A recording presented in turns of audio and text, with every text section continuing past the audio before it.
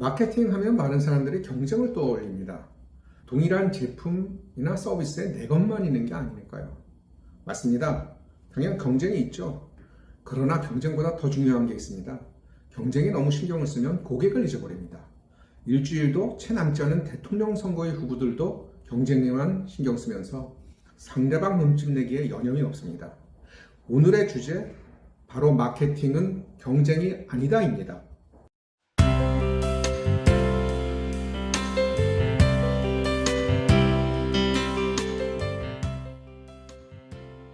어떤 카테고리의 비즈니스건 내 제품이나 내 서비스만 있는 건 아니죠. 늘 먼저 시작했건 나중에 시작했던 경쟁 상대가 있기 마련이죠. 경쟁사보다 더 잘하려고 하는 것은 당연한 욕심이죠. 근데 여기서 조심해야 할 포인트가 있습니다. 마케팅은 경쟁이 아닙니다. 절대로 비교 우위가 아닙니다. 지난번 동영상에서도 강조했듯이 이 세상에 태어난 제품이나 서비스는 그 존재의 이유가 있습니다. 즉, 정체성이죠. 고객의 문제를 해결해 주거나 채워지지 않은 니즈를 충족시켜 주거나 아님 한 발 더 나가서 잠재적으로만 존재하고 드러나지 않은 고객의 욕구를 밖으로 끌어내어 해결해 주는 기대하지도 않은 놀라운 기쁨을 주는 것이죠. 이런 관점으로 보면 경쟁이라는 것은 동종업계의 경쟁 제품이나 서비스와 하는 것이 아니라 고객의 문제나 니즈와 한다고 생각해야 하는 것이죠. 경쟁사를 의식하게 되면 결국 어떤 실수를 하게 되냐 하면 자꾸 비교를 하게 됩니다. 비교를 하게 되면 경쟁 브랜드를 깎아내리게 됩니다. 경쟁 브랜드의 열등한 점을 찍어서 우회적으로 비난하거나 자기 브랜드가 그런 면에서는 우월하다는 걸 강조합니다. 마케팅은 비교 우위를 점하는 싸움이 아니고 고객의 마음을 점하는 싸움입니다. 아무리 경쟁 브랜드보다 낫다고 하지만 고객의 원하는 수준을 맞춰주지 못하면 존재의 이유가 없는 것이죠. 최근 대선 후보들의 선거운동을 예로 들어보면 어느 후보분이 경제 대통령이라고 합니다. 변호사, 시장, 도지사 경험했던 분이 경제 전문가라고. 제 개인적인 생각에는 비교 우위적 발상이라고 생각합니다. 시나 도의 살림 사례를 해본 경험이 있으니 검찰 경험만 있는 경쟁자보다는 경제에 밝다는 생각이겠죠. 뭐 안 해본 것보다는 좀 나을지 모르지만 자금의 경제 이슈는 외교 문제와 복잡하게 얽혀있는 글로벌 경제이죠. 국민이라는 고객의 문제 해결, 니즈 충족의 관점에서 그 수준을 맞출 수 있는가가 중요하죠. 저희 정치적 성향을 내세우거나 이분을 비난하려고 하는 것은 아닙니다.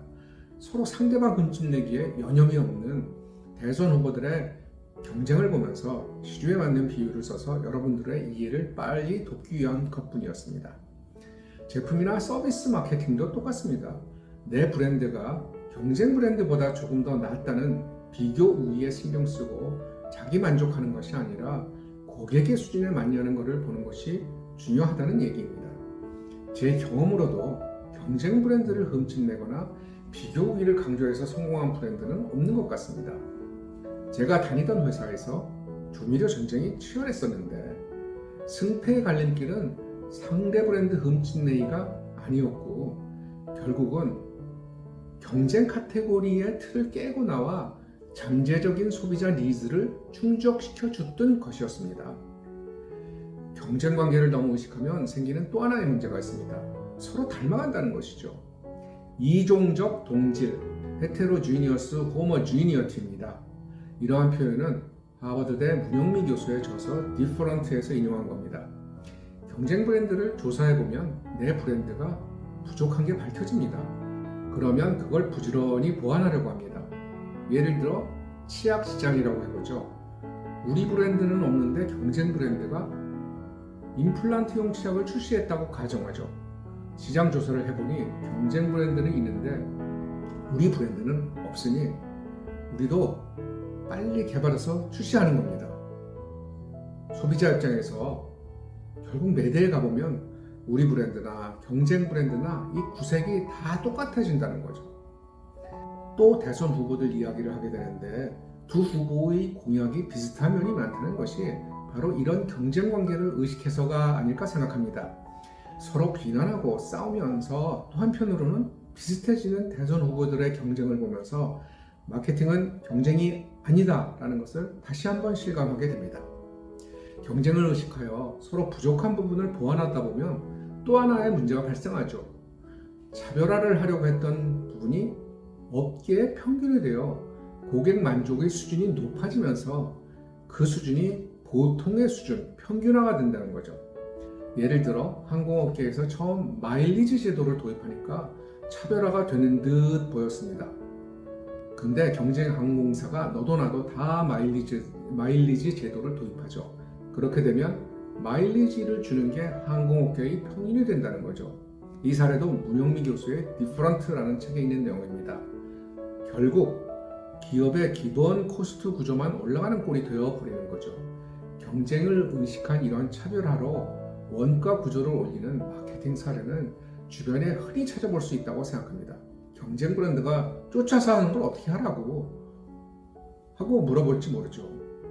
오늘 여기에 대한 답까지는 하지 않겠습니다. 그러니 경쟁을 너무 의식해서 차별화를 시도하면 비교 우위의 사고로 차별화가 안 되는 차별화를 시도하게 되는 거죠.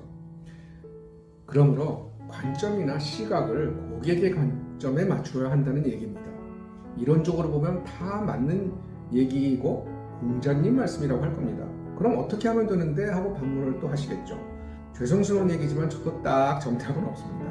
다만 저도 실무를 했는데 실무를 하다 보면 너무너무 쉽게 자주 이렇게 경쟁을 의식한 비교 우위의 사고를 많이 갖게 되니 적어도 이러한 위험에 대해 경계하는 마음을 갖자는 겁니다.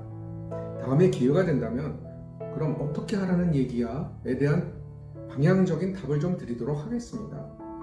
약간의 힌트를 드린다면 일탈, 관점의 전환, 패러다임 시프트, 룰 브레이커, 아웃 오브 박스 띵킹 뭐 이런 것들인데 다 어려운 얘기죠.